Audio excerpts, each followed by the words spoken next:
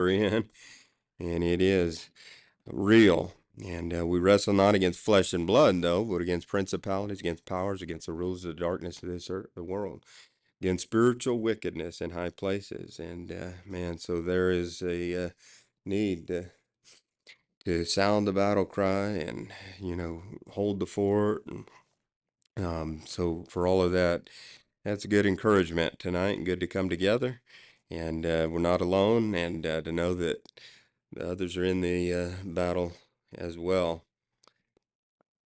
All right, amen. Good to see each one here, and I'm ready to hear from the Lord and from His Word. And so we've already enjoyed seeing fellowship prior to the service, and for all of that, it's good to come early, stay late, no, whatever. Anyhow, there's time when we'll shut the lights out and you got to leave, but anyhow, come early and enjoy the fellowship. And anyhow, that's a blessing, though, to see those that were here in the morning service. Of course, we miss those that aren't with us. If they're watching by live stream, and pray they get well and get to feeling better, be back with us in the near future. And but it is different not having them here, but we're thankful to have others here, and we just wish if everybody would get here at the same time, that'd be great.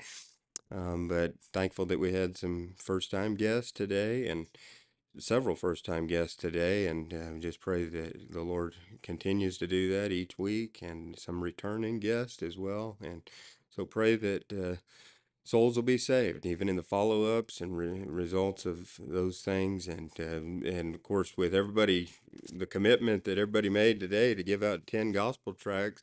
I don't know who raised their hand or not, but if you made a commitment to give out 10 gospel tracts, then get to work.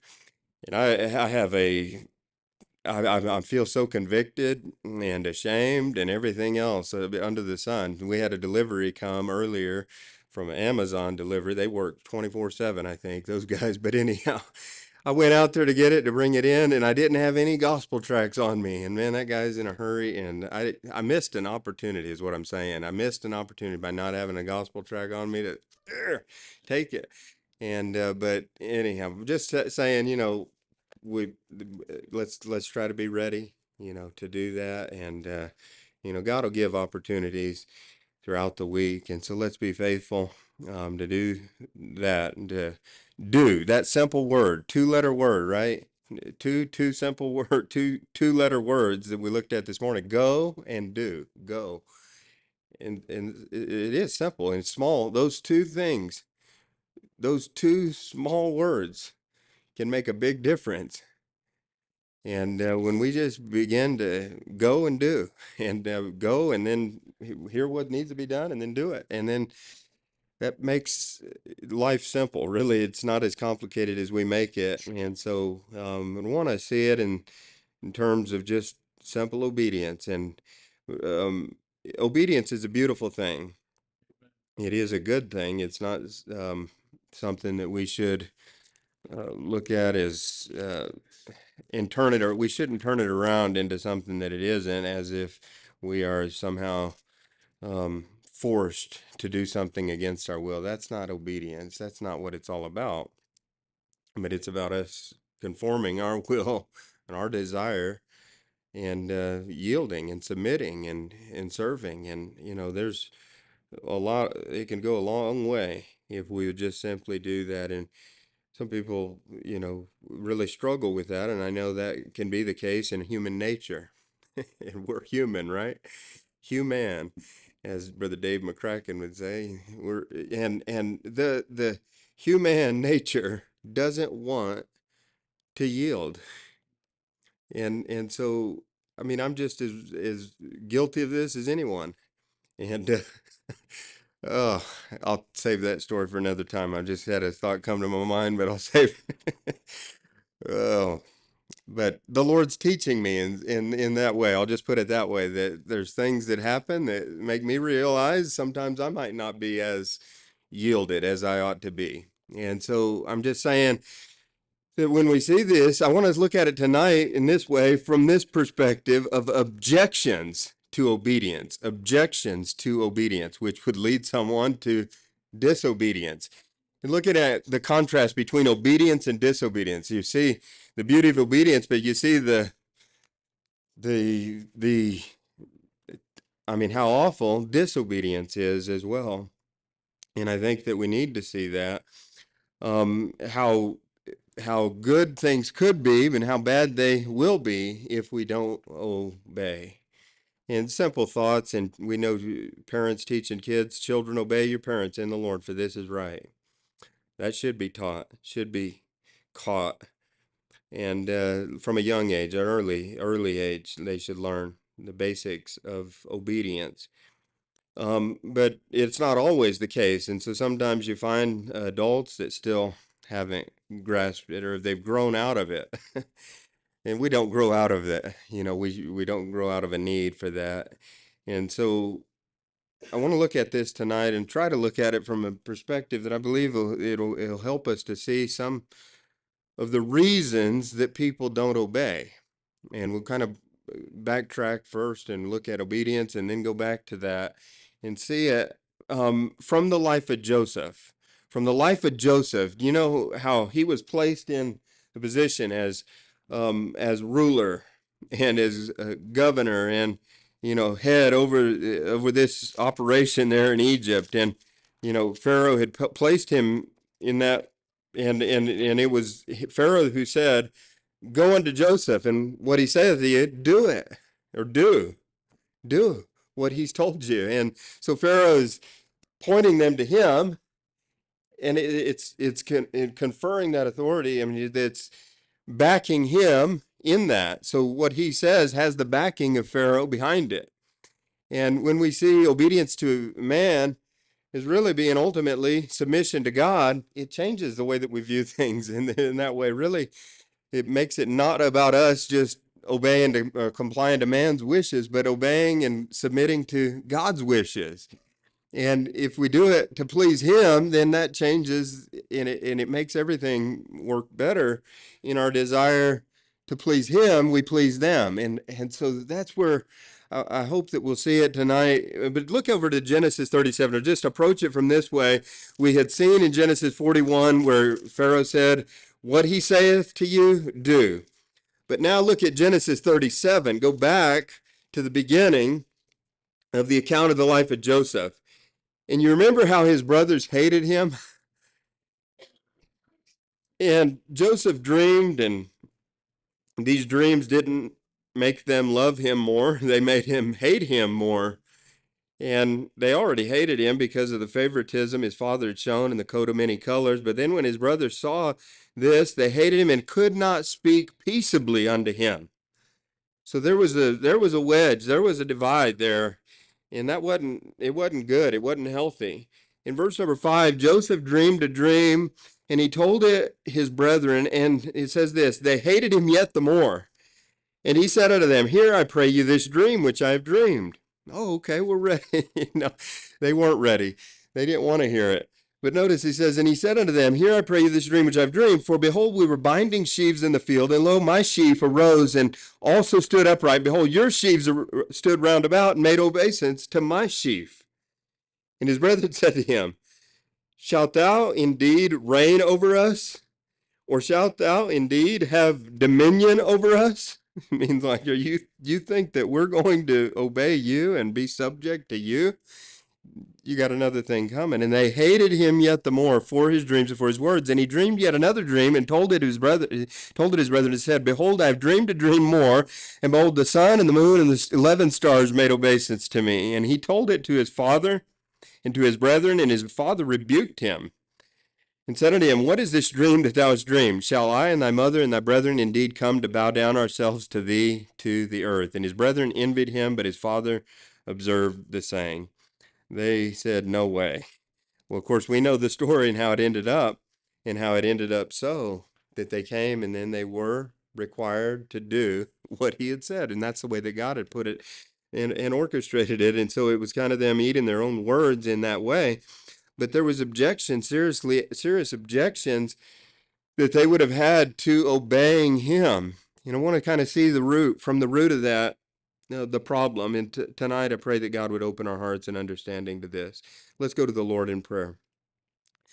God, please open our hearts and open our eyes to see this tonight, the objections, the things that were going on in their mind, and the things that needed to be dealt with, and of course in others' lives as well, no doubt, they're in the land of Egypt, for them to submit to Joseph in this way, in this position.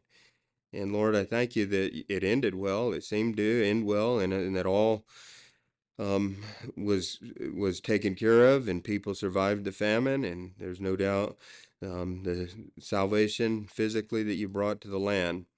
But it was because of them listening and doing, and they had to, of course, be kind of being in a position to do so. But I pray that that would not be the case, that we would feel that we have to, but that we would approach it from another attitude, and that we would see it as something that we get to do to please you in the process. Thank you for each one who's here tonight. Please bless and meet their need. And again, we pray for those that couldn't be here, and I pray that you'd help them as well. In Jesus' name, amen. This kind of the first attitude in this that I want to point out, and that is that if this had immediately happened, they would have immediately rebelled. They did, even to the thought of it. But at the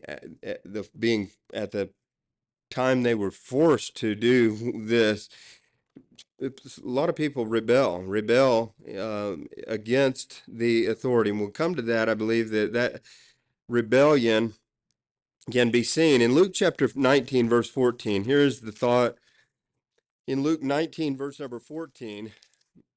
In Luke 19:14, excuse me, it says here, but his citizens hated him and sent a message after him saying, we will not have this man to reign over us. I think it sounds like Joseph's brethren right at the moment. Now it was later, of course, that was a parable relating to the noblemen and Jesus referring to himself and how they weren't going to have it, and they rejected him. He came into his own received him not. But this rebellion against that and saying, we will not have this man to reign over us, means we're not going to listen to what he wants, to what he has to say. And it could be that even this is seen in a compliant way or a defiant way. Rebellion can be either compliant, and means that we pretend that we're on the side of the right, and then defiant would be the one that is just directly diametrically opposed to whatever is said. And I've given this illustration from the scriptures in Matthew 21 about the two sons, and I refer to it, but I want you to be familiarized with the story of the two sons. That he went to the one and said, go. And what did he say? I go, sir. And he went not. The other, no, I'm not going to go. And what did he do? He later repented and went. Which one did the will of the Father? In Matthew 21, it shows that it's, and I might have gotten those out of order there. Forgive me. Matthew, let me look it up so I don't misquote it. In Matthew 21, verse 28, he went to the one, had two sons, came to the first, said, son, go work today in my vineyard. He answered and said, I will not. I will not. That's the first. I will not. But afterward he repented and went. So there was a defiant. But he came to the second and said likewise. He answered and said, I go, sir, and went not. So there's the compliant. He's compliant, but he's rebellious. And the desire that he might have had, it might have been sincere, and then later didn't follow through with it. But more often than not, it's just seen in an initial reaction, that wanting to appease the situation instead of telling what they really feel. And what somebody really feels will eventually come out. Now, Joseph's brethren, I would say, would be the more defiant, right? They hated him yet the more, and they didn't have any problem expressing that hatred to him, to his face. And so we will not have this man reign. Do you think that we're going to bow down to you? There is no way in the world that I'm ever going to do that. And so Joseph had to deal with that, growing up in that, and then later now seeing the tables turn. But when we look at obedience now that is required by Pharaoh, the king, saying, go unto Joseph. What he saith unto you? Do, obey. And simple obedience in that whatever he told them to do should have been done if they wanted to have a chance of surviving the famine. And it would be wise to do so. We think of obedience in defining it, and I've given these definitions before, but I'll give them again just for sake of approaching this to build a foundation. But obedience is quickly and cheerfully carrying out the direction of those who are responsible for us. Quickly, cheerfully carrying out the direction. This is what you need to do of those who are responsible for me. They're over me. Obey them that have the rule over me, over you, and submit yourselves, for they watch for your souls as they must give account, that they may do it with joy and not with grief, for that is unprofitable for you. And here, another definition, I've told my kids this growing up a lot. I can't remember how many times we said, but what is obedience? It is doing what you're supposed to do, when you're supposed to do it, with a good attitude. They finish it. Doing what you're supposed to do, when you're supposed to do it, with a good attitude. And if any of those things are missing, then there's disobedience. Obedience is one of the first characteristic traits that we teach to children because it'll teach them a good foundation upon which other character traits can be built. Obedience should be quickly, cheerfully, and completely. Quickly, cheerfully, and completely. Immediate obedience, right? And it means not obeying with a bad attitude. And then it means obeying but not leaving something undone. It means doing it all, doing everything, and completely performing what's been instructed. So if Joseph said, do this in order to do this, then they were required to comply, to do as he had said. And so he was in that position of authority. There's several, and I mentioned just kind of in passing, several Bible examples or scriptures that we see about the topic of obedience, many examples of people who were obedient and then those who weren't obedient. And I would encourage you to look up and to study that and see these ones were and these ones weren't. And like I mentioned, in the book of Genesis, you see Noah. Go over to Genesis 6, verse 22. I like the way this is worded. In Genesis 6, in verse number 22. In Genesis 6, verse 22. Amen. This is Noah's life verse, right? Here, tonight. No. Just seeing if he's paying attention. He is. I know he is. No, Genesis 6:22, it says this. Thus did Noah. According to all that God commanded him, so did he. I mean, that's good. Just thought I'd give him that. He can claim that. But he did it according to all that God commanded him. So did he. He was a doer. And he built the ark and was obedient to that. And then we think of Abraham. We know of him in many instances obeying God. I think of Bezalel. He obeyed the commandment according to the instructions given to him. I think of Joshua. Joshua was obedient. Look over to Joshua 11. Joshua 11 in verse 15. Joshua 11 in verse number 15. We'll go quickly through some of this, but I do want to just establish this. Look at Joshua 11:15. It says, as the Lord commanded Moses, his servant, so did Moses command Joshua, and so did Joshua. He left nothing undone of all that the Lord had commanded Moses.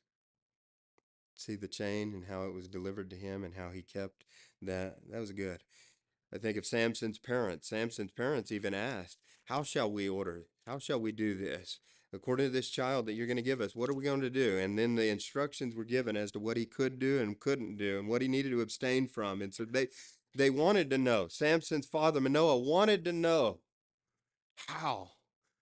We don't feel capable. We don't feel prepared even. And we want to know exactly how you want us to raise this child. Judges chapter 13, verse number 12. It says, Manoah said, let thy words come to pass. How shall we order this child or the child? How shall we do unto him? Joseph and Mary, Joseph, he was obedient, right? He rose from his sleep and did as the angel of the Lord had bidden him. He was obedient, right? And this is just a few. I think of Paul being obedient to what God had directed him to do. I think of Jesus, of course, we mentioned, and he was obedient in all things. Look over to John chapter 14. These are verses we didn't look up, but look at John 14. The Lord Jesus, being obedient, In John 14, verse 31, it says, "But that the world may know that I love the Father, as the Father gave me commandment, and as the Father gave me commandment, even so I do." There's that two-letter word. Even so I do, as the Father gave me commandment, arise, let us go hence. John 15:10, he said, "If you keep my commandments, you shall abide in my love, even as I have kept my Father's commandments and abide in his love." He kept it. He did it. And he did all according to what he was given. And we know he's our perfect example. So when we think of him, of obedience, we have plenty of examples. As I mentioned in the morning, I think it was the Sunday school, Jonah was not obedient. And we could think of that and analyze that, turn that over in our mind and think, why did Jonah not obey? And others in the Bible that weren't obedient, if you just stop and think, why did they not obey? I think we could come to several conclusions. We know children should obey their parents, right? But why do they not obey their parents at times? Why do we know that employees are supposed to obey their boss or the employer? But why do they at times not obey their employer? That children in school obey the authority and the teachers that are in their lives. But why do they sometimes not obey that authority? And we could go on and looking at every authority that God has placed over us, even in government, God has ordained. And why do some not obey the God-given authority over them? I've tried to analyze that and to see what is going on in someone's mind when they don't obey. I don't know that I have the answer to that. Okay, you think, well, what's but I do believe that we have some biblical evidence and we have some very practical evidence as well as to why that may be the case. When we know that obedience demands attentiveness, we see this because if you're going to be obedient, you better be attentive. You've got to listen to what is being said, or else you won't know what's been said and what's needing to be done because you weren't listening. How many of you ever had that happen where you just didn't listen, you didn't hear, but it wasn't their fault, it was your fault. It was me. I didn't hear, and so I wasn't ready to then fulfill that because I didn't listen. Obedience demands attentiveness. That's why Isaiah said, "I heard the voice of the Lord saying, whom shall I send? Who will go for us? Then said I, here am I. Send me." And so he was ready. Why is there not even just even a surrendered willingness to obedience? Is because maybe we're not hearing and we're not seeing the need in attentiveness. And then we think of the second thought in this obedience, it demonstrates joyfulness. I think that when we do act out in obedience, it shows that there is not just a forced action. That's so key because if it's forced, it's not going to be done cheerfully. Kicking and screaming, that's not obedience. Okay, again, joyfulness. And I'll go over to the book of Nehemiah and see this from the book of Nehemiah in chapter 8.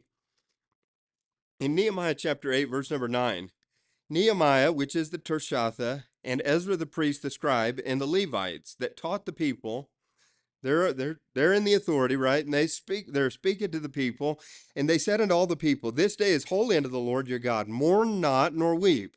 So here was direction or instruction that was given. They were mourning and they were weeping, but now they're telling them not to. For the people wept when they heard the words of the law. There was a reaction to that, and now he's saying, okay, you don't want to just remain in that sorrow. Here's what you need to do as a remedy to that. And here in verse number 10, and Brother Taylor sang about, it's in your hands, right? What you're going to do with certain things, it's in your hand how you're going to obey or not. And they had a choice how they're going to obey or not. Notice verse 10. He said unto them, "Go your way, eat the fat, drink the sweet, send portions unto them for whom nothing is prepared, for this day is holy unto our God. Neither be ye sorry, for the joy of the Lord is your strength." So the Levites stilled all the people. They're in the position of authority as well. They stilled the people, calmed them down, saying, "Hold your peace, for the day is holy, neither be ye grieved." And then it says, "And all the people went their way to eat and to drink and to send portions and to make great mirth, because they had understood the words that were declared unto them." So it was after they, I think, began to have an attitude of, okay, they're speaking, they're telling us what we need to do, we're going to do it. That's when they understood it, and it made sense to them. You see how their obedience, and it resulted in their understanding of that. Um, in verse number, they understood the words that were declared unto them. In verse 13 now, and on the second day were gathered together the chief of their fathers of all the people, the priests and the Levites, unto Ezra the scribe, even to understand the words of the law. And they found written in the law, which the Lord had commanded by Moses, that the children of Israel should dwell in what? Booths, in the feast of the 7th month. So here's the Feast of the Tabernacle they're reading about. In verse number, tabernacles, they're supposed to create or to make, to construct. Verse 15, and they should publish and proclaim in all their cities and in Jerusalem, saying, go forth unto the mount. Here's another instruction given, right? Go forth unto the mount and fetch olive branches and pine branches and myrtle branches. Okay, these are the type of branches that that they wanted them to get. Olive branches, pine branches, myrtle branches, and palm branches, branches of thick trees, to make booths, as it is written. So the people went forth. I love that. It doesn't say that the people asked why. It doesn't say, well, wouldn't this type of tree work just as good? No, the people went forth and brought them and made themselves booths, every one upon the roofs of his house, the roof of his house, and in their court, and in the courts of the house of God, and in the street of the water gate, and in the street of the gate of Ephraim. Continue reading, verse 17. And all the congregation of them that were come again out of the captivity made booths, and sat under the booths since the days of Jeshua the son of Nun, unto that day had not the children of Israel done so. They hadn't done it. And there was very great gladness. And day by day, from the first day unto the last day, he read in the book of the law of God, and they kept the feast 7 days. And on the 8th day was a solemn assembly, according unto the manner. You see the joy, great gladness, and how they went from verse 9, where they were mourning, to now then in obedience, carried out cheerfully. There was great gladness. I think we could have revival if there would be a revival of obedience. In verse number, or the third thought I want to bring out, and this leads us to some things, I believe, with this objection to obedience, and that is it requires thoroughness. Obedience requires thoroughness, and being thorough, doing all that was commanded. 1 Samuel 15, what did Saul do? He did some. He destroyed most, but he spared Agag. And then how was it worded later? It said, to obey is better than to sacrifice, and to hearken than the fat of rams. And what Saul had done was in disobedience. Doing what he wanted to do wasn't what God wanted him to do. And so it was actually in disobedience that he was going about that. And do you think that God will bless that form of obedience? No. Obedience requires thoroughness, which would require then us paying attention to what he said and then making sure that we're not leaving anything undone, anything neglected, and not just doing what is right in our own eyes. Every man did that which was right in his own eyes, not just doing that which is right in others' eyes, what looks good to others. That's where I say people, we like to obey in those things which others will see and then think that we're being obedient in, instead of seeing everything, even that which man cannot see. Thoroughness. What meaneth this bleating of the sheep? I hear the noise of these that you've spared. See how God could come to you and say that? Well, I hear this. What's that? You're pretending this, and then I'm seeing something else. God sees all, even though that it's hidden. He knows all. And then obedience, it results from this submission to authority, and we've seen that. And so if there's a problem with obeying, there's a problem with authority. And I want to come to that in just a moment in this, but I want to let me mention this. And this thought, I meant to bring this out even in the morning service, but I didn't. But look over to Deuteronomy 29. In Deuteronomy 29, verse 9, this is the verse we've looked at kind of in the series, looking at the thought of biblical prosperity. Deuteronomy 29:9 says this: Keep therefore the words of this covenant, and what's the next word? Do them. Do, that two-letter word. Do, that ye may prosper in all that ye do. Obedience brings prosperity. So we come to this, we say, well, we want that, but we don't want to do that. Do you see how there's a conflict? And I think that it is it's describing the internal war. Whence cometh wars and fightings? They come from your own members, which war in your flesh. You and we have a desire to do right, right? But we then have that inward pull to not. How are we going to combat this? It's a spiritual war. We sang about the combat, right? The sound the battle cry and the fort that we're supposed to hold and all of that. But how can we address these things? One, it starts with our attitude towards authority. Objections to obedience begin with an attitude towards authority. And I say that if there's not submission to authority, then there's everything else is not going to be right. If they would have looked at Joseph and their attitude towards him would not have been right, then they would not have been able to submit as they should to survive as they should or would. There's these things in relation to the attitude towards authority. There could be distrust. Distrust. I realize that trust is big. It's big in our interaction with authority and those that we serve. Trust.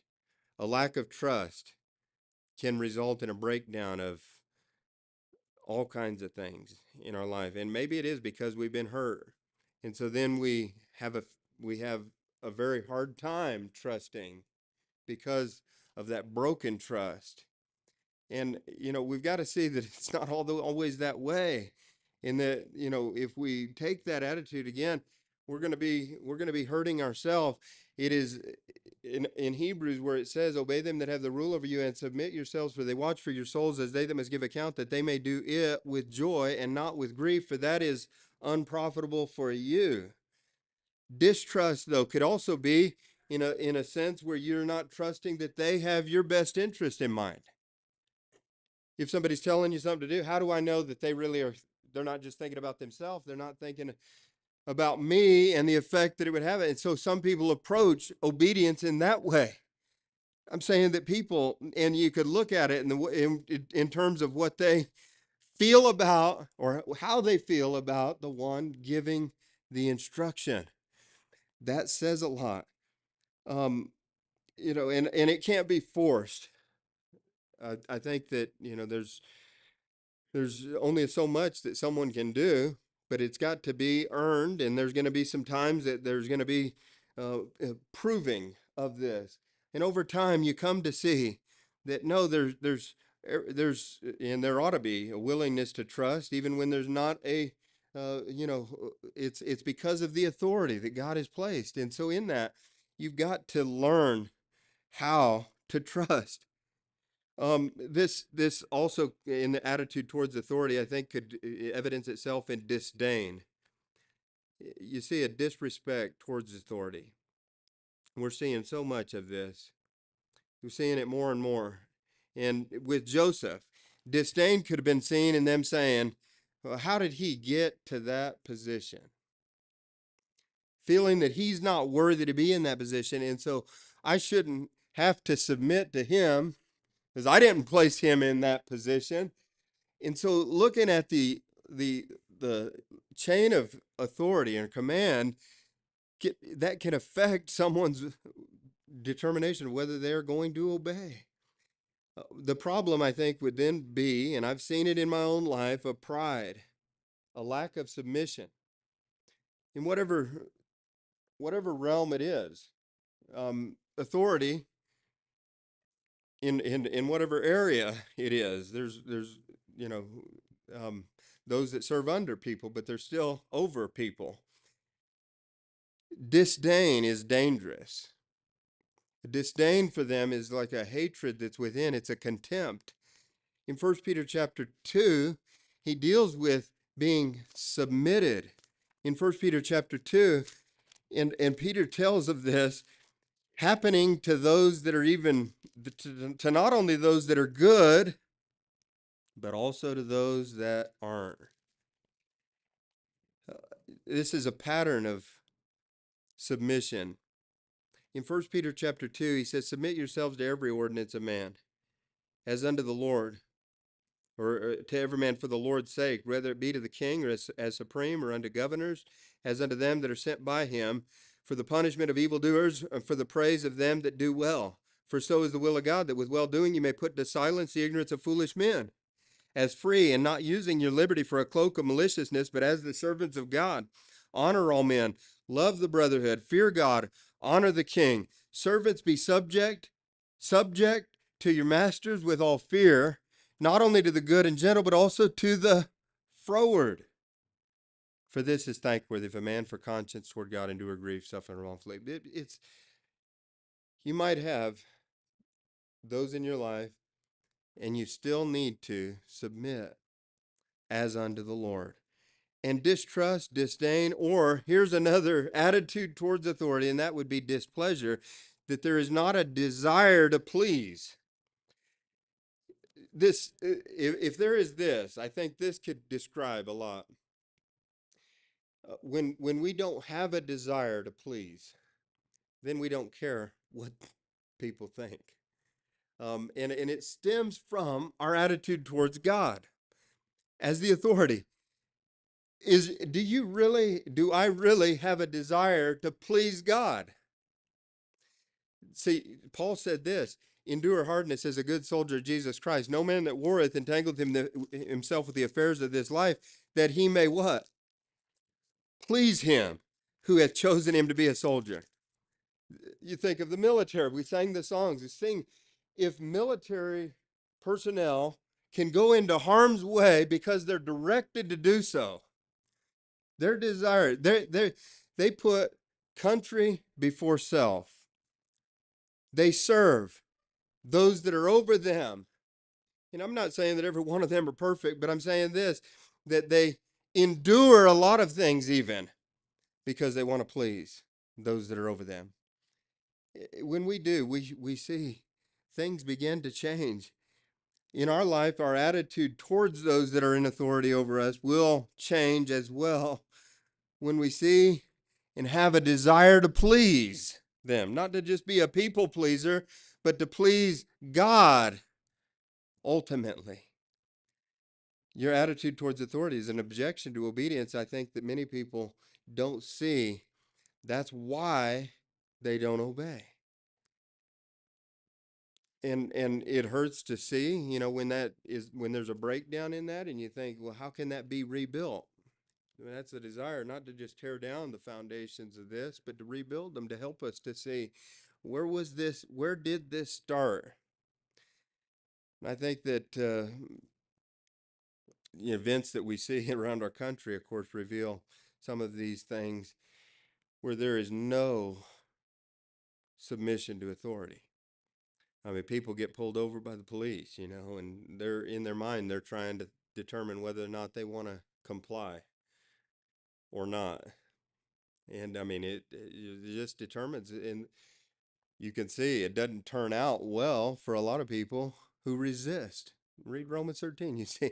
And so that attitude, what is said is for your good, in saying the attitude towards authority, if it isn't right, then it needs to be changed so that it becomes with God in view, with God in view in all of that. And I have had people in authority over me, even in different places and different times, and that wasn't always pleasant. But if you view it as though, okay, this is why God has placed them here, and I need to see it in that way, then it changes. Okay, then another reason for disobedience is the difficulty of the directive. Some might say this, that what is given for them to do is beyond their ability, and that maybe what is asked is unreasonable. Follow the train of thought in this. Why do people not obey? Why do people not obey? You can maybe help me solve this problem, but we look at this, and from scriptures, you could see, even in certain cases, what is given wasn't easy. Without going and looking at every one of those, we could look at them and say, they had every reason to say, that's unreasonable. No, what God asks us to do is our reasonable service. It's not unreasonable for him to say what he says in Romans chapter 12. No, for us to do it, it's our reasonable service, right? And so the difficulty of the directive is it's not a good objection, but that's where a lot of people's objection is. In what is asked of you, is it unreasonable? No. Some people, though, it might seem to them to be too difficult because they're tired, and in that moment of tiredness, they might say, well, I just can't go on. I just can't go any further. And that might be the attitude in that moment. And so they don't want to comply and obey and go to the second mile. Why? Because they feel like it's beyond their ability. For some, though, it might not just be tiredness, it might be laziness. And this laziness causes us to then say, there's a lion in the street. I can't obey. I can't do because of this or that. And we give excuse A, B, C, and D as to why we cannot do what has been directed for us to do. We need to remove excuses. Um, God gives us something that he knows we can handle, and definitely we can handle with his grace. So what happens is partial obedience. Many times with this, we do just a little, but we don't do all. If delayed obedience is disobedience, partial obedience is also disobedience. I was going to have Madison come and help me tonight. Madison, you can come and help me. And I've got these bricks here tonight. No, these aren't bricks. These are microphones. But Madison, thank you for coming. I think you're willing and obedient, right? And you can just sit there for just a moment. I'm going to just give you some directions here in a minute. But the difficulty of what is asked. If I ask her to do something, it's because I believe that I think that she could handle it, right? If I got some really, heavy things and I asked her to move the piano, again, that is unreasonable, right? I think that we would all agree with that. But, Madison, I'd like for you to take those microphones, all of those microphones, and put them down on the front pew. And just put them down on the front pew and then come back and let me know when you're done. And so when we think of something that I could ask her to do, we would say that she should be able to do that. Why hasn't she done that?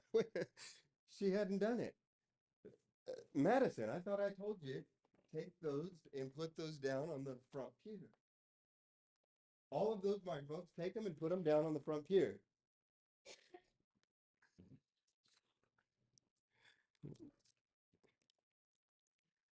Okay. So that's good, right? Madison, did you get it done? Oh, you only you only put two of them down there. I had told you to put all four of them down there. Why didn't you do it? Okay. Oh man, we got some work to do, right? She seems not compliant, maybe a little defiant, but no, she didn't voice it, right? But maybe there's something going on within her that's saying, okay, well, I'm just going to put two of them down and not all four of them. Madison, take all of those and put those down there. Okay? I mean, as in now, not later. Now. And I'm going to owe her some ice cream later. But Madison, I didn't say to leave. There's all kinds of come and sit back down. And we need to have some obedience practice. And I have had, with each one of my kids, we have had obedience practice. And obedience practice is what? Madison, stand up. Madison, sit down. Madison, stand up. Madison, sit down. Okay? Now do it where it's wrong, okay? Madison, stand up. That doesn't fly. That doesn't go. You know, or what if I say, Madison, stand up, and she lays down? That's not good. I mean, we got some real problems there. We're not going to get to tomorrow until we address today, until we deal with this.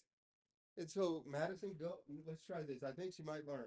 She did a little bit better on the obedience practice. Madison, go get all of those microphones and bring them back up here. Okay, that's better. I think that she can get it done. I think that she can get it done. And what I've given her to do is not too difficult for her to do. Now she should come and say, I've done it. That should be a good response. And I'm just training you how she should say, I've completed it. Is there anything else that you need me to do? I'm glad you asked. Could you take those microphones and put them back down there? Thank you. And and this might seem senseless, and please bear with me in my folly, but I'm just saying that it may not always make sense to us, but we've got to be willing to obey, submitted to authority, and willing to obey. And as she learns this now, I can promise you that she will be blessed in her life. If she doesn't learn this now, then guess what? She's going to be a teenager. Woo. Uh-oh. And she's going to be a fireball. It's going to be hard to handle. She's going to get to be 18, and then she's going to say, I don't think I want to listen to you. You say I need to be back at this time. I don't think so. I can do whatever I want to do.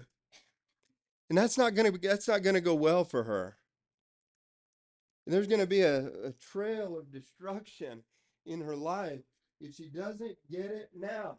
And she thinks she's in trouble just by my tone of voice. She's not. I'm using her as an illustration. And she has learned that. And I know that. I've seen that in her life.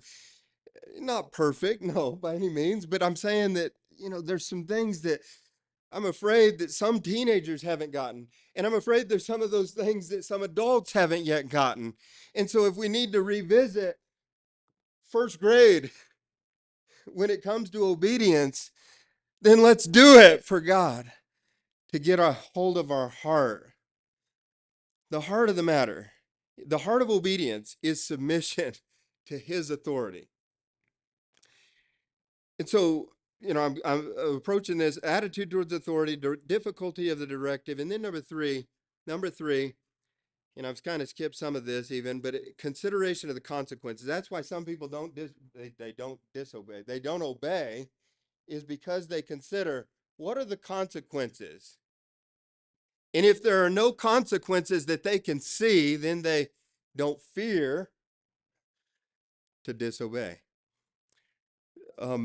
If Madison just thinks that I'm going to just say, Madison, I told you once, I told you again, you don't do it again, I don't know, and it's just all talk, and there's no consequence or follow through, then guess what? She's going to keep disobeying as long as she can. But when people begin to see that there's consequences for disobedience, when somebody gets pulled over and they don't get out, and the police officer says, I said get out, and they don't get out. And the police officer says again, I told you, and I'm going to tell you again, get out of your vehicle now. And they don't. Well, guess what? There is a consequence. There are going to be consequences for disobedience. And as a child of God, we have all been and under the chastisement of God, or we have experienced the consequences, the correction, and that's what it's for, correcting the bad behavior. No consequences equals no need to obey. It's not always the loudest voice, even, that's going to prevail in her life. I mean, just like screaming and shouting at her, that ain't going to be, it's going to have to be her heart.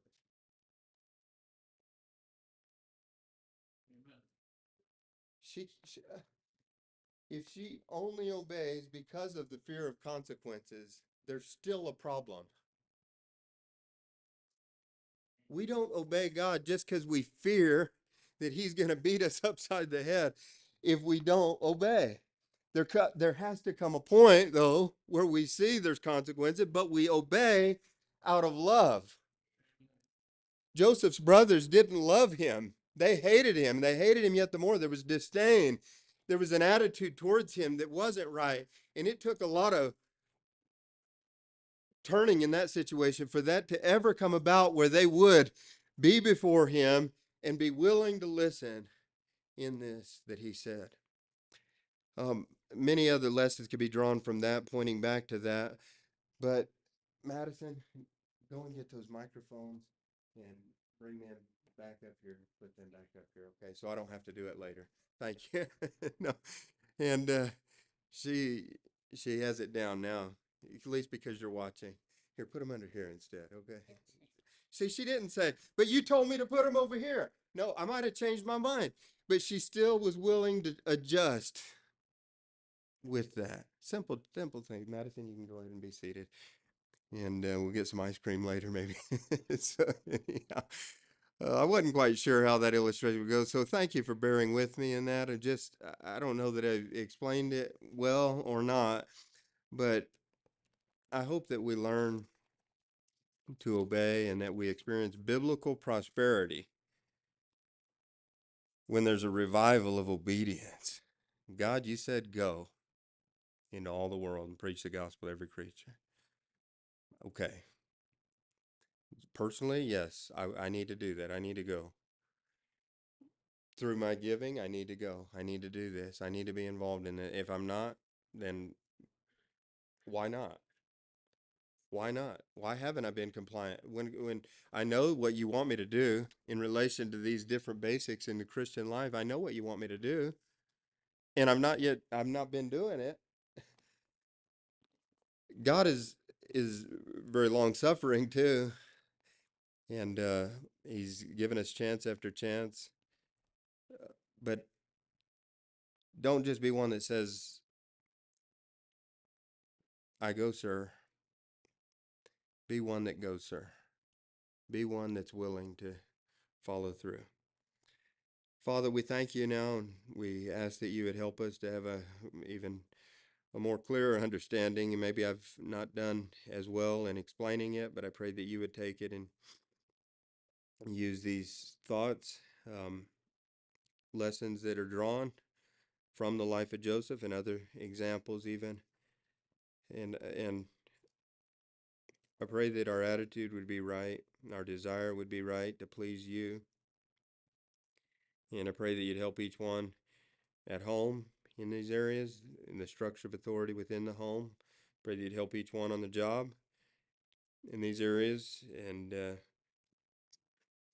these these things that pertain to daily lives, and then in school and in relation to our interaction civically. And I just pray that you'd help us to be the kind of people of God that you want us to be in the midst of a crooked and perverse generation. Help us to be lights. And Lord, help us in this to see where we haven't been. Reveal to us, pinpoint it, put your finger on it, and point it out to us that we might realize that this area of disobedience shouldn't be something that we just excuse. Thank you for your love for us in this, and thank you for each one who's here tonight. As we've heard your word, help us to respond to it. In Jesus' name, amen.